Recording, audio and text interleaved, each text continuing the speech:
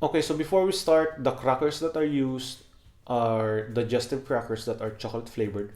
I also added a little bit of cacao on that one. That's why the texture is a little bit darker but not as dark as an Oreo.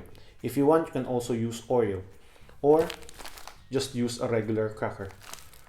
Also, the cream that I used has 30% fat content on that one. You can use a little bit higher if you want to, but I don't suggest you use anything lower than the 30%. So I hope you enjoy this video, so please like and subscribe. Thank you. So today I'll be making baked cheesecake. The ingredients I'll be needing for the crust are 280 grams crushed crackers and 70 grams melted butter, unsalted. Next will be the ingredients I'll be using for the filling. It's gonna be 681 grams cream cheese, 4 pieces of whole eggs, 230 grams white sugar, 230 milliliters of cream, minimum of 30% fat content, and 1 tablespoon of flour.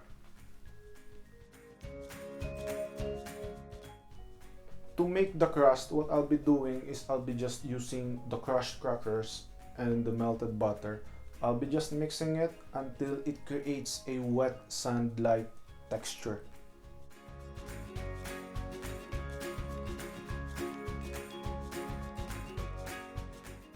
So I'll be using a 10-inch springform pan to mold the crust.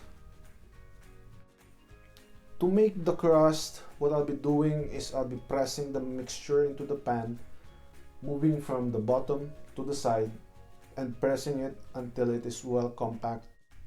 So from here, you got two options. Either you want this to be pre-baked in the oven at 180 degrees Celsius for 5 minutes, or you can just leave it in the chiller until it sets for maybe around 20 minutes to 30 minutes.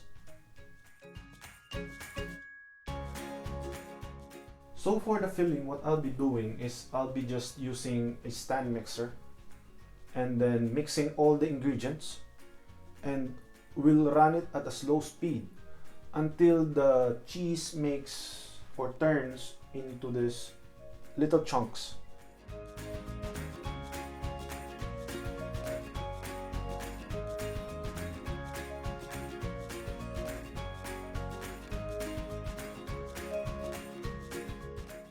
So while waiting for your mixture to be finished, what you will need to do is to preheat your oven at 200 degrees Celsius.